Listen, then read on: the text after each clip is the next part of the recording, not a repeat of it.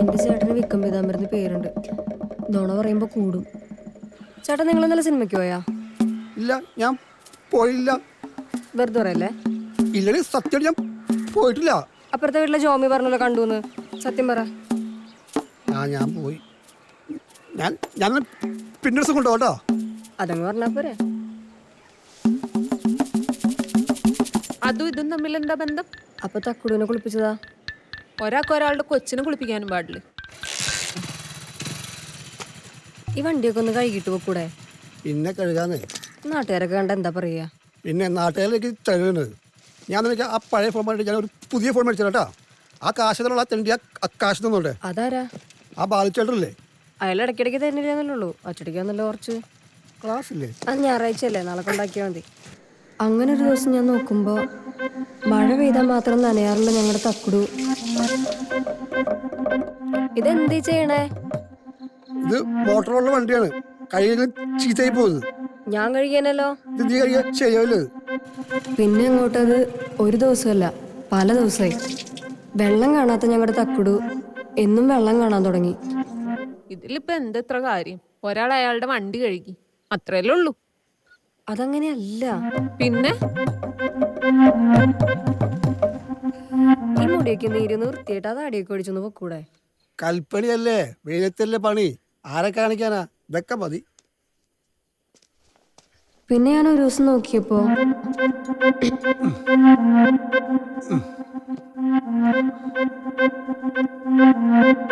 ഇതെന്തത്?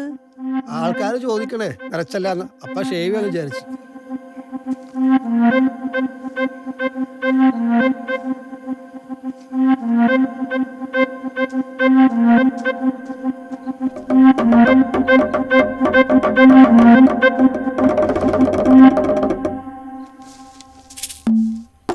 പിന്നൊരു ദിവസം ഞാൻ നോക്കിയപ്പോ ജീവിതത്തില് ഒരു മൂളിപ്പാട്ട് പോലും പാടാൻ അറിയാത്ത എന്റെ ചേട്ടൻ സിനിമാ പാട്ട് പാടാൻ തുടങ്ങി.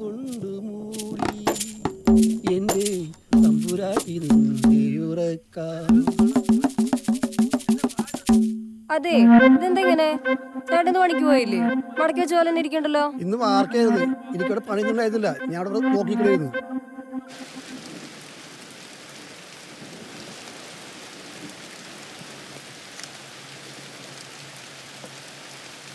അതെ, 3-4 ദിവസമായിട്ട് ചേട്ടൻ പണിക്കൊണ്ട് പോകുന്ന ഡ്രസ്സൊക്കെ അതുപോലെ തന്നെ തിരിച്ചു കൊണ്ടിട്ടുണ്ടല്ലോ.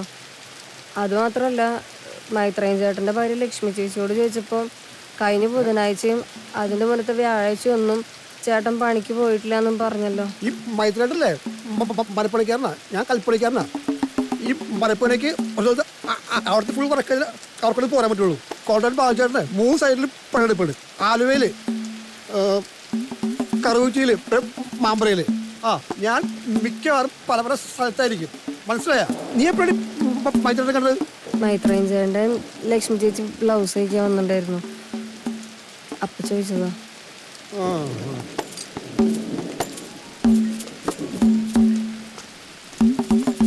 പണ്ട് ഫോൺ എവിടെ വെച്ചോണ്ട് പോയാലും കുഴപ്പമുണ്ടായില്ല. ആകെക്കൂടെ കൊച്ചു ഫോൺ എടുക്കും, അതിനകത്ത് ഗെയിം കളിക്കും. എനിക്ക് ആ ഫോൺ ഉപയോഗിക്കാൻ പോലും അറിയില്ല. എന്റെ ഫോൺ ഇതേ ഇതാണ്. ഇതിലാകെ എനിക്ക് ഞെക്കി വിളിക്കാൻ മാത്രമേ അറിയുള്ളൂ. നീ ആലോചിച്ചിട്ട് ഫോൺ ആലോചിച്ചിട്ടടി കൊച്ചു എന്ത് കൊച്ച് കൊച്ചു എന്ത് കാണാനായിട്ട്?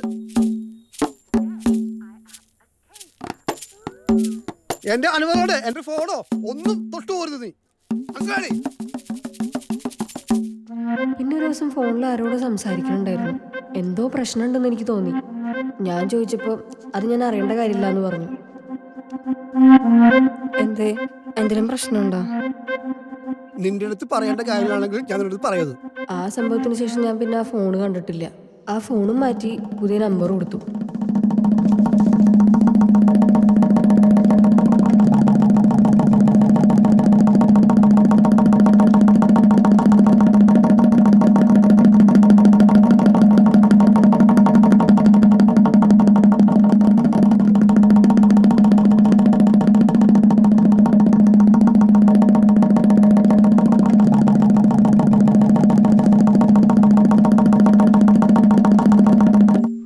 എവിടെ പോയാലും ആ ഫോണും കൊണ്ടേ പോവുള്ളൂ. നേരത്തെ എവിടെ ഫോൺ വെച്ചാലും ഒരു കുഴപ്പമില്ലാത്ത ആളായിരുന്നു. പിന്നെ ഫോൺ എടുത്ത് പല പല സ്ഥലത്തായിട്ട് വെക്കാൻ തുടങ്ങി. ഞാനെടുത്ത് നോക്കാതിരിക്കാനാ. ഫോണിൻ്റെ പല ഭാഗങ്ങളെടുത്ത് പല പല സ്ഥലത്ത് വയ്ക്കും. എന്നിട്ട് ആവശ്യമുള്ള സമയത്ത് ഇതെടുത്ത് ഒരുമിപ്പിച്ചിട്ട് വിളിക്കും. നമുക്ക് മേലെ വീട്ടിൽ പോയി തുടങ്ങാം കേട്ടോ. അവിടെ AC ഉണ്ട്. അതെ, അമ്മയുടെ സംശയം മാറട്ടെ. പണ്ടിവിടെ മുകളിലത്തെ ഒരു വീട്ടിൽ വണ്ടി ഓടിക്കാൻ പോവായിരുന്നു. ആ ചേട്ടനും ചേച്ചി അമേരിക്കയിൽ പോയപ്പോൾ വീട് നോക്കാൻ വേണ്ടി ഇങ്ങനെ താക്കോലേൽപ്പിച്ചു. വല്ലപ്പോഴും കറണ്ട് പോകുമ്പോൾ മാത്രം പോയി താമസിക്കാറുള്ള ആ വീട്ടിൽ സ്ഥിരമായിട്ട് കൊച്ചിനെ കൊണ്ടുപോയി കിടക്കാൻ തുടങ്ങി. ഞാനവിടെ പണ്ടേ പോയി കിടക്കാറില്ല. എനിക്ക് വയ്യ വല്ലവൻ്റെ വീട്ടിൽ പോയി കിടക്കാൻ. ചെറുതാണെങ്കിലും നമുക്ക് സ്വന്തമായിട്ടൊരു വീടില്ലേ.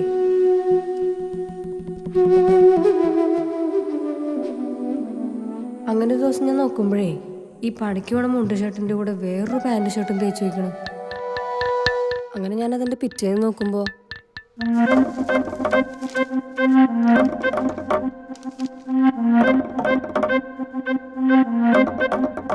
എനിക്ക് ഉറപ്പായിരുന്നു തലേ ദിവസം ആ പാൻറ് ഷർട്ട് തേച്ചുകൊണ്ട് പോയാലും അന്ന് തന്നെ ആ പേപ്പർ കിട്ടിയാലും തമ്മിൽ എന്തോ ഒരു ബന്ധമുണ്ടെന്ന്. ചേട്ടാ, നിങ്ങളൊന്ന് പണിക്ക് പോയില്ലേ?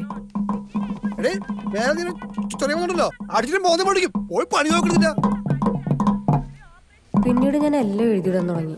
അങ്ങനെ ഞാൻ നോക്കിയപ്പോൾ ആ മാസത്തെ 3-ാമത്തെ വ്യാഴാഴ്ച, അതായത് 23-ാം തീയതി, ചേട്ടൻ പണി സമയത്ത് ഇടണ മുണ്ട് ഷർട്ടും അതേപോലെ തിരിച്ചു കൊണ്ടുവന്നു. അതേപോലെ തന്നെ പിറ്റേ മാസം 27-ാം തീയതി പണിക്ക് പോണതിൻ്റെ തലേ ദിവസം വേറൊരു പാൻറ് ഷർട്ടും തേച്ച് വെച്ചിട്ടുണ്ടായിരുന്നു. പിന്നെ അങ്ങോട്ടൊന്നും തക്കുടൂനെ കുളിച്ച തീയതികളൊക്കെ കൂട്ടിവെച്ച് ഞാൻ മൈത്രേയൻ ചേട്ടൻ്റെ ഭാര്യ ലക്ഷ്മി ചേച്ചി ബ്ലൗസ് വാങ്ങാൻ. തീയതി ഒന്നും എനിക്ക് അറിയില്ല, എല്ലാ ദിവസവും പണിക്ക് വന്നുണ്ട്.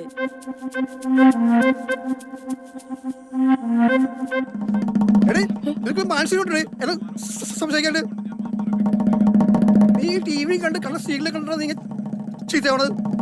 അത് നിന്റെ ഫോൺ ഫോൺ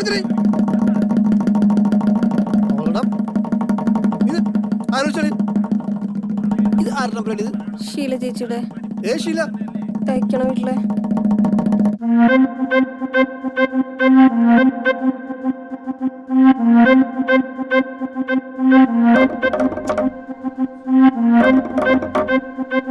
ഇത് ഞാൻ വന്നിട്ട് ഇട്ട് തരാം കേട്ടാ.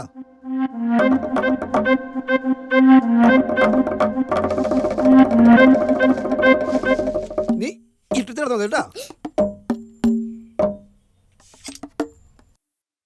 ഇതുകൊണ്ടൊന്നും തീർന്നില്ല. പണ്ട് സ്വന്തം ഭാര്യ വല്ലവൻ്റെ കൂടെ ഒളിച്ചോടി പോയ ചരിത്രമുള്ള ഒരു പുള്ളിയുണ്ട് ഇവിടെ, പലചരക്കട നടത്തുന്ന നന്ദൻ ചേട്ടൻ. അവർക്ക് എന്തോ ഒരു മാനസിക പ്രശ്നമുണ്ട്. നല്ലൊരു ഡോക്ടറെ കാണിക്കണം. ഇവിടെ നല്ല ഡോക്ടർ അതിലുണ്ടോ? എനിക്കറിയില്ല. നിന്നെ പൊട്ടം കളിപ്പിക്കുന്നതാ. നീ വെറും പൊട്ടനാ. അവൾക്ക് വേറെന്തോ ബന്ധമുണ്ട്. അത് പുറത്തറിയാതിരിക്കാൻ വേണ്ടിയിട്ടുള്ള കളിയാണ്. അവക്ക് അങ്ങനത്തെ ബന്ധങ്ങളൊന്നും ഉണ്ടാവില്ല. നീ ലോകത്തൊന്നല്ലേ. നീ പേപ്പറൊന്നും വായിക്കാറില്ലേ? 2 കുപ്പി കള്ളു കൊടുത്താൽ ഈ നാട് മുഴുവൻ ഉടുക്കൂട്ടി പാടണ പാണൻ ഷൺമു ഇവിടുത്തെ ഓട്ടോക്കാരനാണ്.